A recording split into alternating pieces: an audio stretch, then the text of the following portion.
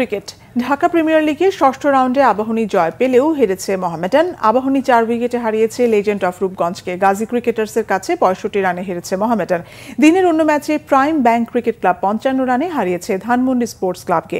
বিকেএসপিতে আবাহনীর বিপক্ষে 6 উইকেটে 292 রান করে লেজেন্ড অফ রূপগঞ্জ। সাইফ হাসান 67 এবং মাহমুদুল হাসান জয় 58 এবং জাকির আলী অনেক করেছেন অপরাজিত 35 রান। জবাবে জিসান আলমের 43, অধিনায়ক নাজমুল শান্তর 101 এবং মুমিনুল হকের অপরাজিত 35 রানে 6 ম্যাচে পঞ্চম জয়ে শীর্ষস্থান ধরে রেখেছে আবাহনী।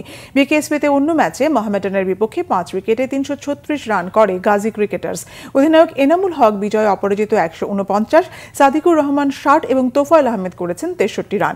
এই ম্যাচে 3 উইকেট নিলেও 10 ওভারে 107 রান দিয়ে লজ্জাজনক রেকর্ড করেছেন মোহামেডানের ফাস্ট বোলার তাসকিন আহমেদ। জবাবে রনি তালুকদার 72, তামিম ইকবাল 48, মুশফিক রহিম 49, তাওহিদ হৃদয় 36 রান করলেও আব্দুল গাফফার সাকরাইন 4 উইকেট নিয়ে 271 রানে বেঁধে ফেলেন মোহামেডানকে। 6 ম্যাচে পঞ্চম জয় গাজী ক্রিকেটার্সের এবং দ্বিতীয় পরাজয় মোহামেডানের। মিরপুরে ধানমন্ডি ক্লাবকে 55 রানে হারিয়ে 6 ম্যাচে তৃতীয় জয় পেয়েছে প্রাইম ব্যাংক সিসি। টস হেরে ব্যাট করে 5 উইকেটে 308 রান করে প্রাইম ব্যাংক। সাব্বির 50, জাকির হাসান 64, ইরফান শুকুর অপরাজিত 56 এবং শামীম পাটোয়ারি করেন 62 রান। জবাবে ফজলে রাব্বি 79 ও ইয়াসির আলী চৌধুরী 46 করলেও 253 রানে অল আউট হয় ধানমন্ডি ক্লাব।